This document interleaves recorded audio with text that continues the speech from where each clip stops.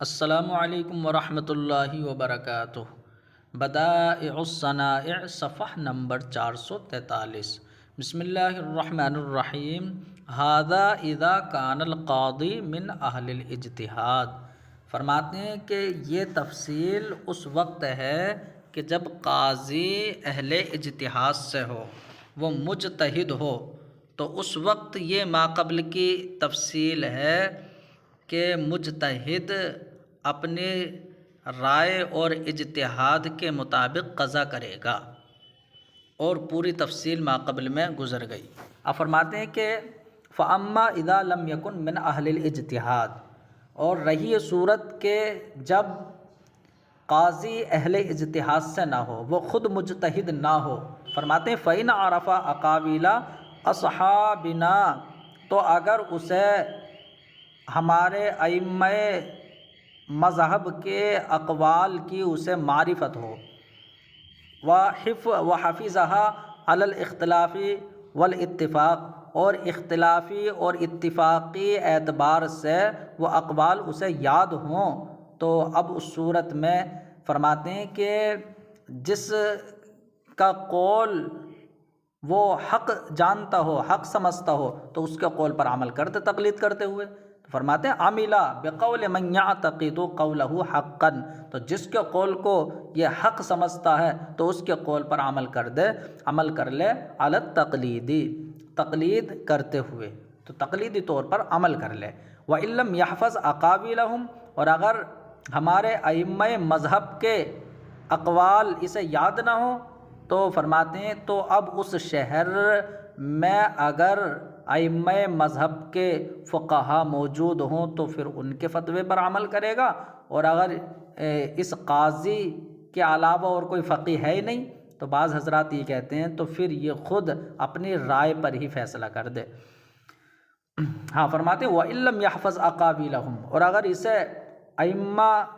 ائمہ مذہب کے اقوال اس کو یاد نہ ہو تو عَمِلَ بِفَتْوَى أَهْلِ الْفِقْهِ فِي بَلَدِهِ مِنْ أَصْحَابِنَا، تو ہمارے اصحاب میں سے اس کے شہر میں جو فقہا حضرات ہیں تو ان کے فتوے پر یہ عمل کرے، اور اگر شہر میں کوئی نہیں ہے الا فقیہ واحد، سوائے ایک ہی فقیہ کے، یعنی وہ یہ خود ہے، تو خود اس کے کوئی شہر میں اور نہ ہو، تو فرماتے ہیں کہ منہم قال، یہ ہونا چاہیے کہ کچھ علماء نے یہ فرمایا ہے کہ یسعہ ان یاخذ بقولہ، تو اب اس کے لیے یہ گنجائش ہے کہ یہ اپنی رائے پر عمل کر لے۔ ونرجو اللہ یکون علیہ شیء، اور امید یہ کرتے ہیں ہم کہ اس پر کوئی حرج نہیں ہوگا۔ لأنہ اذا لم یکن من اہل الاجتہاد بنفسہ، اس لیے کہ جب یہ قاضی خود اہل اجتہاد سے نہیں ہے، ولیس ہناک سواہ من اہل الفقہ، اور اہل فقہ حضرات میں سے اس کے علاوہ اور کوئی وہاں موجود بھی نہیں ہے، تو مست الضرورت الی الاخذ بقولہ، تو یہاں پر ضرورت درپیش ہے اس بات کی کہ یہ اپنے قول پر ہی عمل کر لے، اپنی رائے پر ہی عمل کرے، جیسے کہ اللہ رب العزت کا فرمان ہے فَاسْأَلُوا أَهْلَ الذِّكْرِ إِن كُنتُمْ لَا تَعْلَمُونَ، کہ اہل علم حضرات سے تم پوچھو اگر تمہیں علم نہ ہو۔ فرماتے ہیں وَلَوْ قَضَىٰ بِمَذْهَبِ خَصْمِهِ وَهُوَ يَعْلَمُ ذَلِكَ، اور اگر اس قاضی نے کہ جو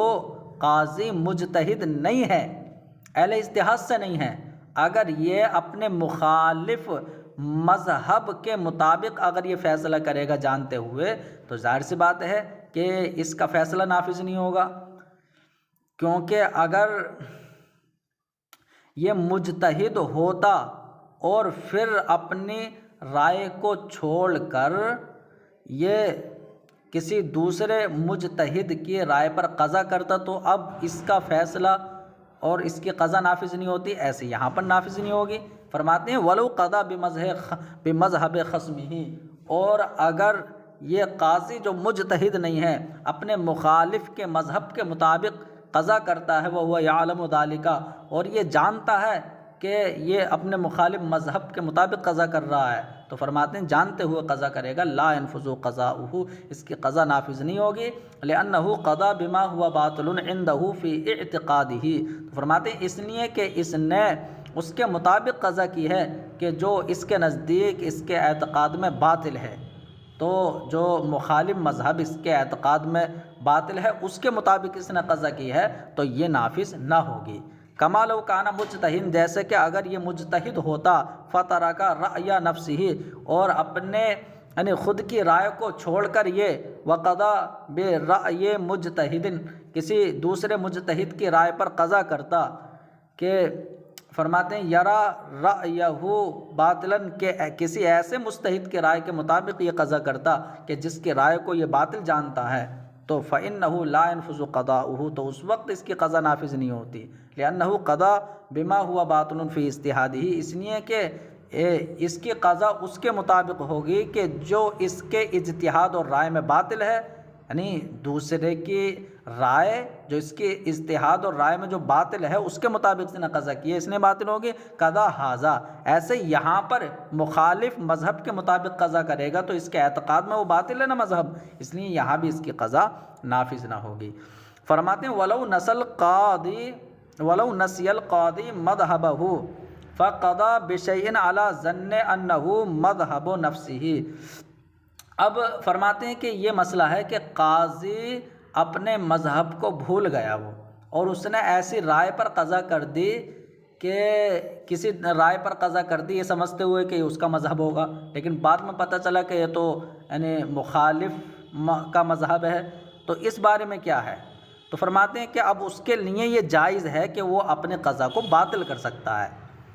ولو نسی القاضی، اور اگر قاضی اپنے مذہب کو بھول گیا، فقضى بشیء، اور ایسی رائے کے مطابق اس نے قضا، کسی رائے کے مطابق قضا کر دی، علی ظن، اس گمان پر کہ یہ اس کا مذہب ہے، ثم تبین، پھر بعد میں یہ ظاہر ہوا کہ انہ مذہب خصمہ، کہ اس کے مخالف کا مذہب تھا، ذکر فی شرح الطحاوی، تو طحاوی کی شرح میں یہ ذکر کیا گیا ہے کہ ان لہ ان یبطلہ، کہ اس قاضی کے لیے یہ جائز ہے کہ اپنے اس قضا کو باطل کر دے۔ ولم یذکر الخلاف، اور یہاں کوئی اختلاف بھی مذکور نہیں ہے، یعنی بغیر اختلاف کا یہ مسئلہ ہے۔ لأنہ اذا لم یکن مجتہدا، اس لیے کہ جب یہ خود مجتہد نہیں ہے، تبین انہ قضا بما لا یعتقدہ حقا، تو جب یہ خود مجتہد نہیں ہے اور بعد میں اسے یہ پتہ چلا کہ یہ مخالف کے مذہب کے مطابق قضا ہو گئی، تو بعد میں یہ ظاہر ہو گیا کہ انہ قضا بما، کہ اس نے ایسی چیز کے مطابق قضا کر دی ہے کہ جس کو یہ حق نہیں جانتا ہے، کیونکہ مخالف کا مذہب کو حق کیسے جانے گا، تو جس کو یہ حق نہیں جانتا ہے اس کے مطابق اس نے قضا کر دی، تو فتبینا، تو ظاہر یہ ہو گیا کہ انہ وقع باطلا، کہ اس کا فیصلہ وہ باطل ہو کر واقع ہوا ہے۔ کما لو قضا وهو يعلم ان ذلك مذهب خصمه، جیسے کہ ابھی اوپر یہ گزرا کہ اگر اس نے قضا کر دی یہ جانتے ہوئے کہ یہ مخالف کا مذہب ہے تو پھر قضا نافذ نہیں ہوگی، ایسے یہاں پر اس کا یعنی قضا باطل طور پر واقع ہوگی۔ فرماتے ہیں وذکر فی آداب القاضی انہ یصح قضاؤہ عند ابی حنیفہ وعندہما لا یصح، اور آداب القاضی میں یہ ذکر کیا گیا ہے کہ امام اعظم کے نزدیک اس کی قضا صحیح ہے، یعنی شرح طحاوی میں تو یہ ذکر کیا ہے کہ اس کے لیے جائز ہے کہ اس کو باطل کر دے، اور کوئی اختلاف بھی ذکر نہیں ہے، لیکن آداب القاضی میں یہ مذکور ہے کہ کوئی قاضی اپنے مذہب کو بھول گیا اور اس نے کسی رائے پر قضا کر دی، بعد میں پتہ چلا یہ تو مخالف کا مذہب ہے، تو امام اعظم کہتے ہیں کہ اس کی قضا صحیح ہے، لیکن صاحبین کے نزدیک صحیح نہیں ہے۔ اب دلیل کیا ہے؟ تو فرماتے ہیں صاحبین کی دلیل یہ ہے کہ ان القاضی مقصر لانہ یمکنہ حفظ مذہب نفسہ، تو فرماتے ہیں صاحبین نے فرمایا کہ قاضی یہاں پر کوتاہی کرنے والا ہے، اس لیے کہ قاضی کے لیے یہ ممکن تھا کہ وہ اپنے مذہب کو یاد رکھتا، اپنے مذہب کو یاد رکھنا اس کے لیے ممکن تھا، وَإِذَا لَمْ يَحْفَظْ، لیکن جب اس نے اپنے مذہب کو یاد نہ رکھا، فقد قصر، تو اس نے پھر کوتاہی کی ہے، والمقصر غیر معذور، اور کوتاہی کرنے والے کو معذور نہیں رکھا جاتا ہے۔ ولی ابی حنیفہ، اور امام اعظم کی دلیل یہ ہے، یعنی امام اعظم فرماتے ہیں نا کہ اس کی قضا صحیح ہو جائے گی، تو امام اعظم کی دلیل یہ ہے کہ ان النسیان غالب، کہ یہ اپنے مذہب کو بھول تو گیا ہے اور نسیان جو ہے یہاں غالب آ گیا ہے، ہر انسان کو جو ہے نسیان ہو سکتا ہے، تو نسیان جو ہے یہاں غالب ہے، خصوصاً یعنی نسیان کا غلبہ خاص کر یہاں پر کہ جب مقدمات کی جو ہے کثرت ہے تو مقدمات کی کثرت کے وقت تو نسیان کا ظاہر سی بات غلبہ ہوگا، تو اس وجہ سے اسے معذور رکھا جائے گا، ہو سکتا ہے بھول گیا ہو، فکان معذوراً، تو یہ معذور ہوگا۔ فرماتے ہیں ہذا اذا لم یکن القاضی من اہل الاجتہاد، اور یہ تفصیل تو اس وقت ہے کہ جب قاضی اہل اجتہاد سے نہ ہو، تو اہل اجتہاد سے نہ ہو اور وہ اپنے مذہب کو بھول کر کسی رائے پر قضا کر دے، بعد میں پتہ چلے کہ یہ مخالف کا مذہب ہے، تو اگر وہ مجتہد نہیں ہے تب یہ تفصیل ہے۔ فرماتے ہیں کہ اگر بھول کر قضا کر دی اور خود جو ہے مجتہد ہے تو ظاہر سی بات ہے کہ اس کی قضا صحیح ہوگی، کیونکہ بالاجماع جو ہے وہ اس کے فیصلے کو نافذ رکھا جائے گا، کیونکہ خود مجتہد ہے نا وہ، اگر اپنا مذہب بھول بھی گیا ہے تو خود مجتہد ہے۔ فرماتے ہیں رہی یہ صورت کہ جب وہ اہل اجتہاد سے ہو تو ینبغی ان یصح قضاؤہ، تو مناسب ہے کہ اس کی قضا صحیح ہوگی، یعنی فیصلے میں اس کی قضا صحیح ہوگی بالاجماع۔ ولا یکون لقاض آخر ان یبطلہ، اور دوسرے قاضی کے لیے یہ بالکل اختیار نہیں ہوگا کہ اس کی قضا کو باطل کر دے، لأنہ لا یصدق علی النسیان، اور اس لیے کہ اس وقت اس کے نسیان پر اس کی جو ہے تصدیق نہیں کی جائے گی، یعنی یہ نہیں کہا جائے گا کہ یہ بھول گیا ہوگا، بل یحمل علی انہ اجتہد، بلکہ اس قضا کو اسی پر محمول کیا جائے گا کہ اس نے جو ہے وہ اجتہاد کیا ہے، فأدى اجتہادہ الی مذہب خصمہ، اور اس کا اجتہاد وہ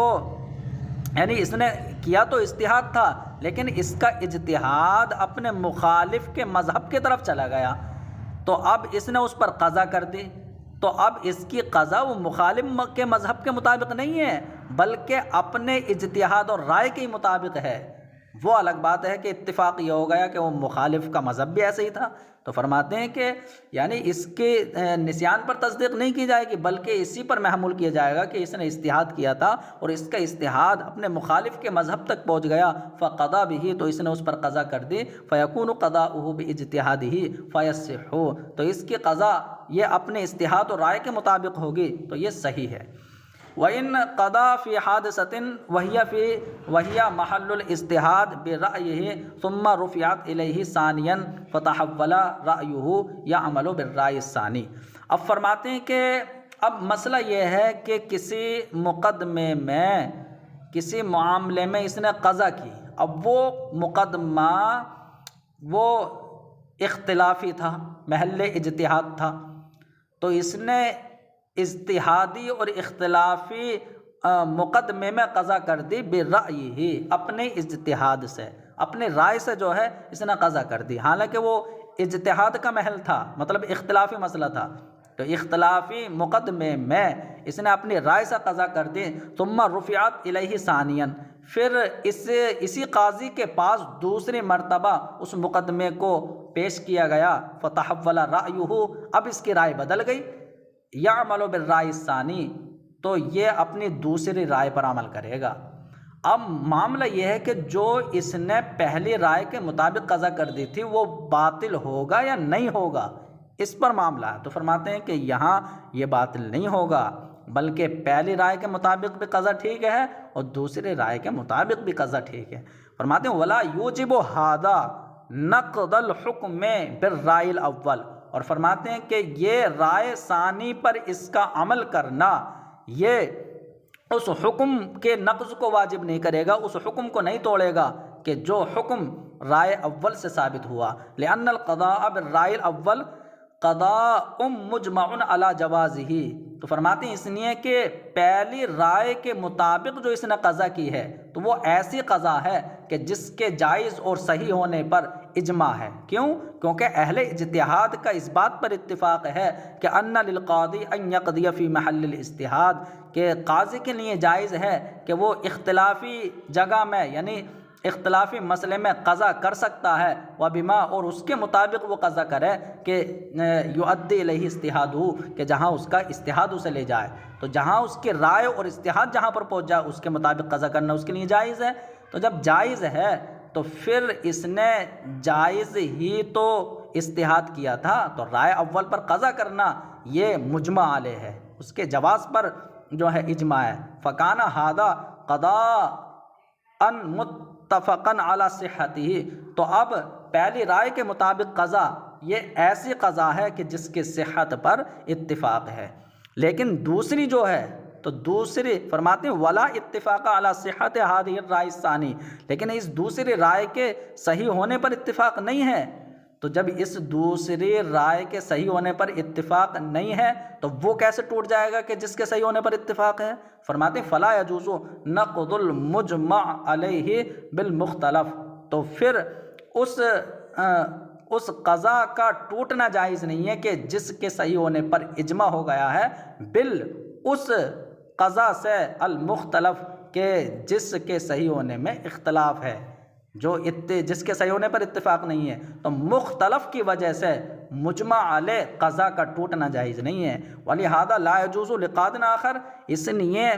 دوسرے قاضی کے لیے یہ جائز نہیں ہے کہ ان یبطل ھذا القضاء، کہ اس قضا کو باطل کر دے۔ تو جب دوسرے مجتہد کے لیے جائز نہیں ہے کہ اس کے رائے اول کے مطابق جو قضا ہے اس کو باطل کر دے، قضا ھذا، ایسے یہاں پر خود اس مجتہد کی رائے ثانی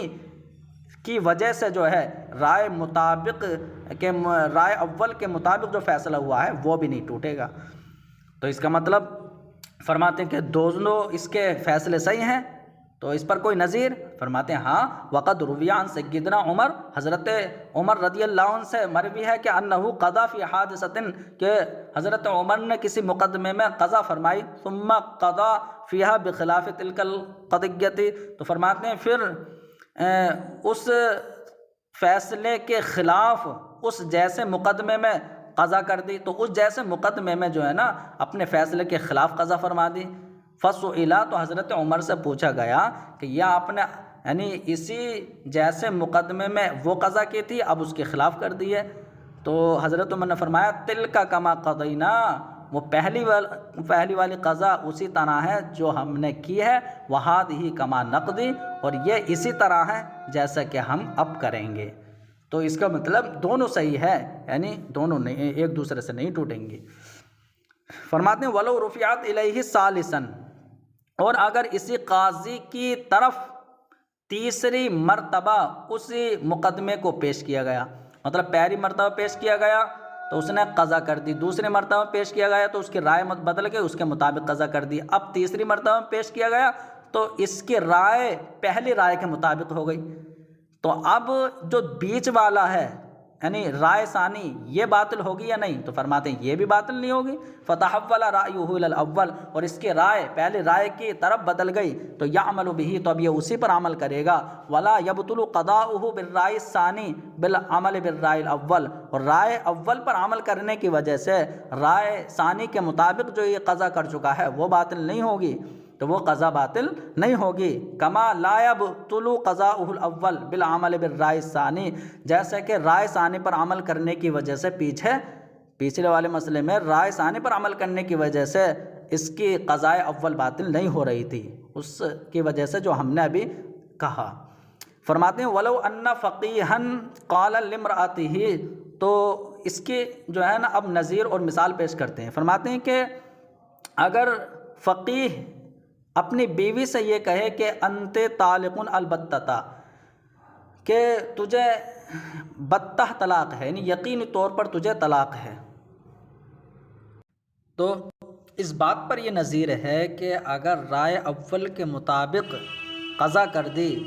یا نفاذ کر دیا پھر رائے ثانی قائم ہو گئی، تو پھر رائے ثانی کی وجہ سے رائے اول کے مطابق جو عمل ہو گیا ہے تو وہ باطل نہیں ہوگا۔ فرماتے ہیں کہ اگر کسی فقیہ نے اپنی بیوی سے کہا انت طالق البتہ، تجھ پر یقینی طور پر طلاق ہے، ومن رائیہ انہ بائن، اور اس کی رائے یہ ہے کہ یعنی کہ یہ بائن طلاق ہے، وہ بائن طلاق اس کو سمجھ رہا ہے، فَأَمْضَى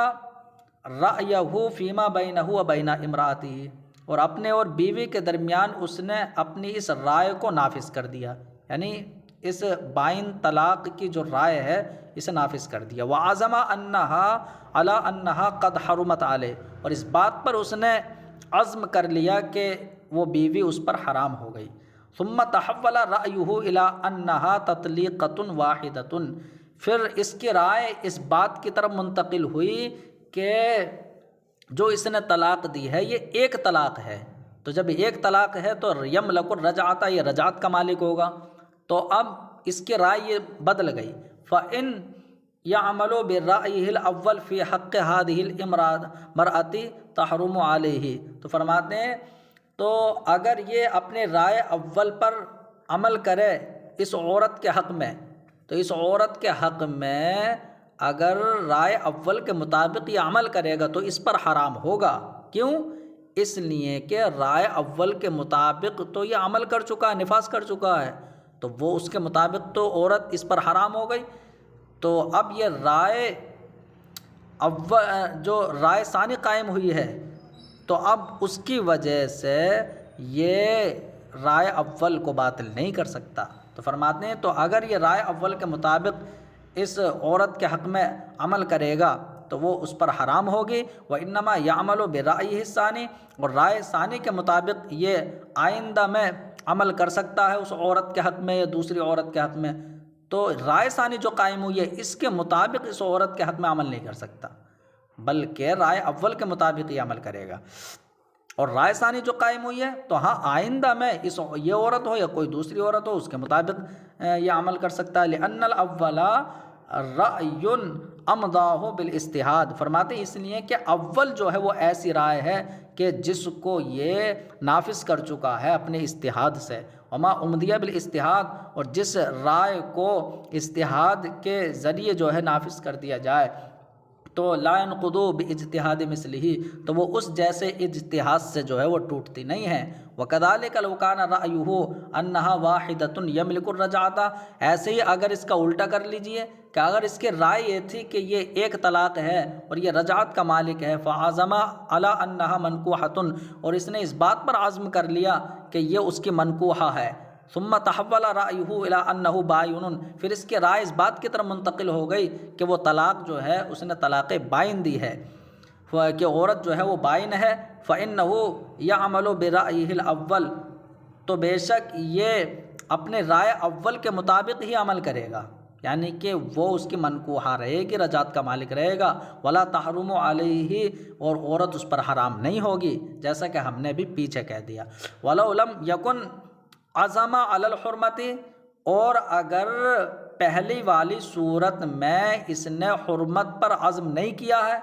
تو حرمت پر اس نے عزم نہیں کیا، حتی تحول رأیہ الی الحل، یہاں تک کہ اس کی رائے عورت کی حلت کی طرف منتقل ہو گئی، یعنی کہ اس نے رائے پر عزم نہیں کیا اور اس کی رائے فوراً منتقل ہو گئی کہ یہ طلاق رجعی ہے، تو عورت کی حلت کی طرف اس کی رائے منتقل ہو گئی تو لا تحرم علیہ، اب اس پر عورت وہ حرام نہیں ہوگی اور وہ طلاق رجعی ہی ہوگی۔ وکذا فی الفصل الثانی، اور یوں ہی دوسری والی صورت میں کہ جس میں یہ رائے اول کے مطابق طلاق رجعی اسے کر چکا ہے، تو فرماتے ہیں لو لم یکن عزم علی الحل، اگر عورت کی حلت پر اگر اس نے عزم نہیں کیا ہے یہاں تک کہ اس کی رائے حرمت کی طرف بدل گئی، تو اب اس نے عزم نہیں کیا تھا نا، اس کی رائے بدل گئی تو اب وہ حرمت کے مطابق ہی عمل کرے گا، تحرم علیہ، عورت اس پر حرام ہوگی۔ لأن نفس الاجتہاد محل النقد ما لم يتصل به الامضاء، تو فرماتے ہیں جب تک نفاذ متصل نہ ہو جائے اجتہاد سے تو اجتہاد تب تک ٹوٹ سکتا ہے،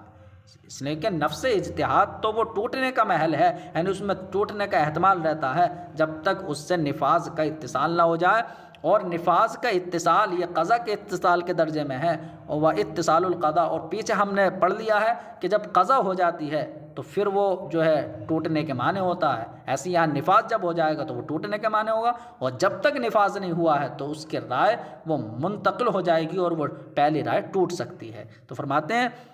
اور قضا کا متصل ہونا یہ ٹوٹنے کے معنی ہوتا ہے، تو اسی طرح امضاء کا متصل ہونا بھی مانع نقد ہوگا۔ فرماتے ہیں وَكَذَلِكَ الرَّجُلُ إِذَا لَمْ يَكُنْ فَقِيهًا فَاسْتَفْتَى فَقِيهًا، تو فرماتے ہیں ایسے آدمی جب فقیہ نہ ہو اور اس نے کسی فقیہ سے استفتاء کیا، فافتاہ، اور اس فقیہ نے غیر فقیہ کو حلال یا حرام کا فتویٰ دے دیا، ولو لم یکن عزم علی ذالک حتی افتاہ فقیہ آخر، اور اگر اس نے اس پر عزم نہیں کیا ہے، یعنی جو اس فقیہ نے فتویٰ دیا ہے، اس نے فتویٰ تو دے دیا حلال یا حرام کا، لیکن اس نے اس پر ابھی عزم نہیں کیا ہے، یہاں تک کہ یہ دوسرے مفتی کے پاس اور فقیہ کے پاس جا کر اس سے بھی لے لیتا ہے، اور اس نے خلاف کا دے دیا، مطلب اس نے حلال کا دیا تھا اس نے حرام کا دے دیا، تو یا اس نے حرام کا دیا تھا اس نے حلال کا دے دیا، تو اب یہ اس دوسرے کے رائے پر عمل کر سکتا ہے، اور اگر اس نے جو ہے پہلے مفتی کی طرف رجوع کرنا اس کا، اور تو صورت یہ سمجھ میں آئی کہ دوسرے فقیہ نے جو فتویٰ دیا اس فتوے کو نافذ کر دیا، تو اب ظاہر سی بات ہے کہ اب اس کو چھوڑ کر جو ہے وہ پہلے فقیہ اور مفتی کے فتوے کی طرف نہیں جائے گا، اس لیے کہ اس کا نفاذ ہو چکا ہے۔ فرماتے ہیں اور اگر اس نے اس پر عزم نہیں کیا، فقیہ نے اس پر عزم نہیں کیا، یہاں تک کہ افتاہ فقیہ آخر، اس کو دوسرے فقیہ نے فتویٰ دے دیا اس کے برخلاف، فاخذ بقولہ، اور اس نے اسی کے فتوے پر عمل کر لیا، وامضاہ فی منکوحتہ، اور اپنی منکوحہ کے بارے میں اس کو نافذ بھی کر دیا، تو فرماتے ہیں لم یجوز لہ، تو اب اس جو شخص ہے جو فقیہ نہیں ہے، اب اس کے لیے جائز نہیں ہے کہ یہ اس کو چھوڑ دے کہ جس کے بارے میں اس نے جس کے متعلق اس نے نفاذ کر دیا ہے، تو اپنی منکوحہ کے متعلق جس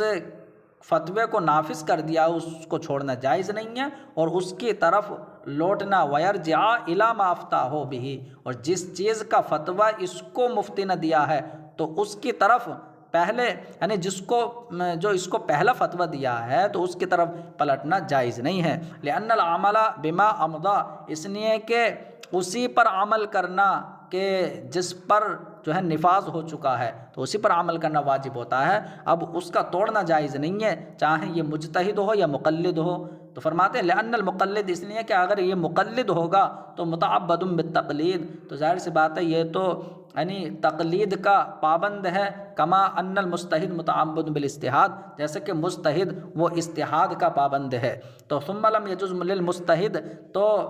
پھر مجتہد کے لیے اسے توڑنا جائز نہیں ہے کہ جس کا وہ نفاذ کر چکا ہو، تو ایسی مقلد کے لیے بھی یہ جائز نہیں ہوگا کہ جس کا نفاذ ہو چکا ہو اس کو چھوڑ کر وہ پہلے فتوے کی طرف جائے، یہ جائز نہیں ہوگا۔ ثم ما ذکرنا من نفاذ قضاء القاضی فی محل الاجتہاد، فرماتے ہیں کہ پھر ہم نے جو یہ ذکر کیا ہے کہ قاضی کی قضا نافذ ہو جائے گی اجتہادی اور اختلافی مسائل میں، اسی کے مطابق اس کی قضا نافذ ہوگی کہ جہاں اس کا اجتہاد پہنچے، تو یہ پیچھے بھی آیا نا، پھر اس کے پاس جب دوبارہ اس مقدمے کو لایا گیا تو پھر اس کی رائے بدل گئی تو پہلی رائے ٹوٹے گی نہیں، پھر تیسری مرتبہ میں پہلی رائے کی طرف چلی گئی تو دوسری والی نہیں ٹوٹے گی۔ تو جو ہم نے یہ کہا ہے نا کہ اجتہادی اور اختلافی مسائل میں قاضی کی قضا اسی کے مطابق نافذ ہوگی کہ جہاں اس کا اجتہاد جائے، تو فرماتے ہیں یہ صورتیں اس وقت ہیں لم یکن المقضی علیہ والمقضی لہ من اہل الرائے والاجتہاد، جبکہ جس کے خلاف فیصلہ کیا جا رہا ہے یا جس کے حق میں فیصلہ کیا جا رہا ہے وہ خود اہل اجتہاد و رائے سے نہ ہو، تو یہ اس وقت ہے، یا اگر اہل اجتہاد اور رائے سے اگر یہ دونوں ہوں تو پھر ان کی رائے قاضی کے رائے کے خلاف نہ ہو۔ فرماتے ہیں او کانا من اہل الرائے والاجتہاد، یہ دونوں اہل اجتہاد و رائے سے ہوں، ولکن لم یخالف رأیہما رأی القاضی، لیکن ان دونوں کی رائے قاضی کی رائے کے خلاف نہیں ہے، تب اس صورت میں قاضی کی قضا نافذ ہو جائے گی اجتہادی اور اختلافی مسائل میں، اسی کے مطابق نافذ ہوگی کہ جہاں اس کا اجتہاد پہنچے۔ اب یہاں سے وہ گفتگو شروع ہوگی کہ جب یہ اہل اجتہاد سے ہوں دونوں، جس کے خلاف قضا ہے یا جس کے حق میں قضا ہے، اور ان کی رائے قاضی کی رائے کے خلاف ہو۔